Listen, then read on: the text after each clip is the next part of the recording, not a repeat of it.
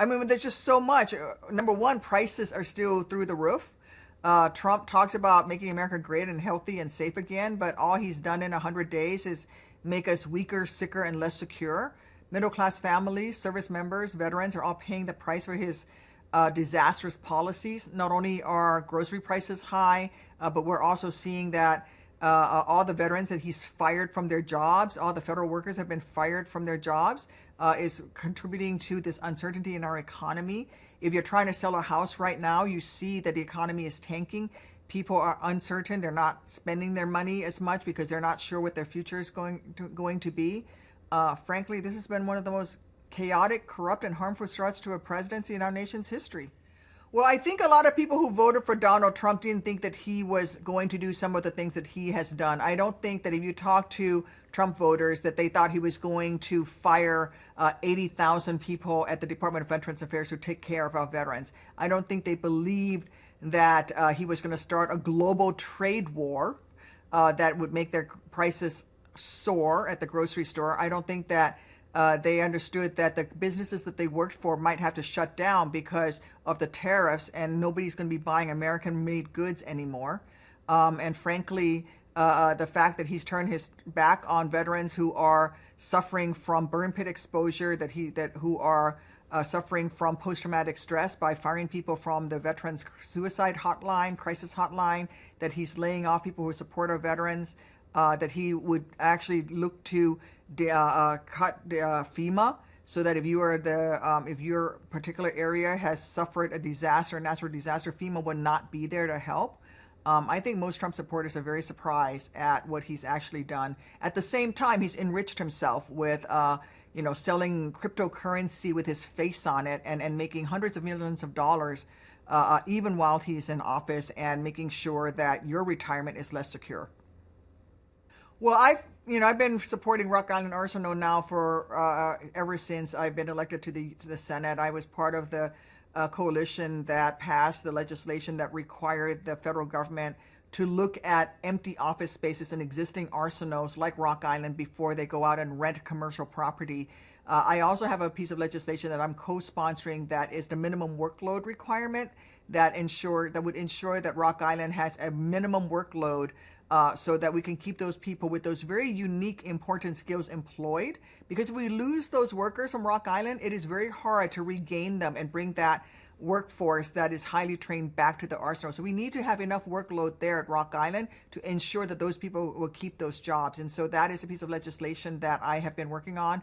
Now, the key is this has to be bipartisan. So we need to make sure that my Republican colleagues will support and stand up to Donald Trump and these cuts that he's trying to do. But frankly, unfortunately, my Republican colleagues seem to be collaborating with Donald Trump in destroying the American economy and turning their backs on veterans. So it's going to be a fight, but I'm not going to shy away from it because Rock Island is too important, not just for the Quad Cities region, but for our nation and national security. Imagine what would happen if we lose the ability to manufacture the ammunition that's there, that we lose that great 3D printing ability that's at Rock Island. It's also the only vertically integrated metals manufacturing, additive metals manufacturing capability in the entire United States Army. We've got to keep that at Rock Island. It's critically important to our national security. Well, Dick Durbin is and will always be a giant of the United States Senate. He's my friend, my mentor. He's dedicated his life to making Illinois and our nation stronger, and we're better for it. If you breathe freely on an airplane, it's Dick Durbin who ended smoking on airplanes, and frankly, there are no words to express how grateful I am to call him my friend, and he's been my mentor. I'm going to miss working with him so closely in the Senate, but I know he's going to find ways to keep serving our country in the years ahead. I look forward to having a new colleague join as the junior senator from Illinois. I will become the senior senator.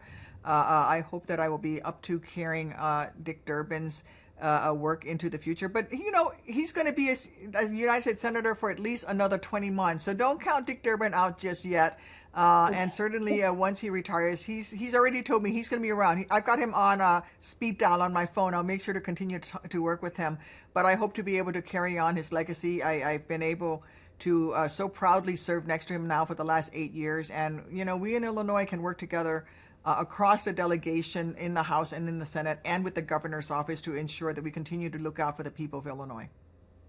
Well, here's the thing: the man is so incompetent that he can't even carry out his boss's vendetta against DEI initiatives correctly. This program was actually signed into law by President Trump. It was something that was supported and co-sponsored by Republicans, and in fact, it was an Ivanka Trump initiative. And so, as he's like just going in there and slashing and burning in the Pentagon in his completely incompetent ways, he's actually going in and inadvertently going after Trump administration bipartisan initiatives again and again.